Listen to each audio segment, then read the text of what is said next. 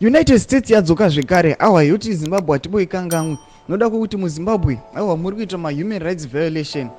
Yakatageta pama certain individuals yeti aiwa pane ma individuals atakatageta atoda kukandira ma sanctions aiwa ari sharp zikatomboiti. Sana bina mashoko sekunyogwa kwaitiwa mu news house ndopanda kuti bva subscriber wolaika wotina on the bell icon.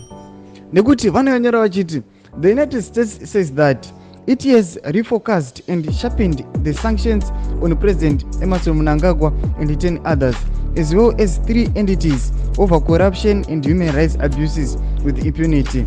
In a new video explaining the recent sanctions regime, the United States Embassy in Harare says the Global Magnitsky Sanction Program, sometimes referred to as GLOMAG, is a more appropriate tool to address current concerns in Zimbabwe, targeting individuals and not the whole country. Skandona iri kuda pana zvinzi aiwa Global Magnitsky Program aiwa iri kuranwa ne-US aiwa haizi kutageta Zimbabwe as a whole but iri kutageta ma-certain individuals chete aiwa tava kudzoka takuda kuchikanda ma-sanctions pana ED Mnangagwa pamwe chete nevamwe vanhu ma-individuals 10 nemamwe ma-entities kandi ma-companies avo vachiti aiwa vakomana ava vari kuviolata ma-human rights, vari kuviolata kodzero dzevanhu zvisingapoiti. Mashoko ari kubuda munews hawks chibutudzai mafungiro enyu munoti kudii aiwa US yoramba ichi shapena ma-sanctions pavanhu ava here kana kuti aiwa manyepo zvavo. Chimbotudzai mafungiro enyu ndima wagari wemuZimbabwe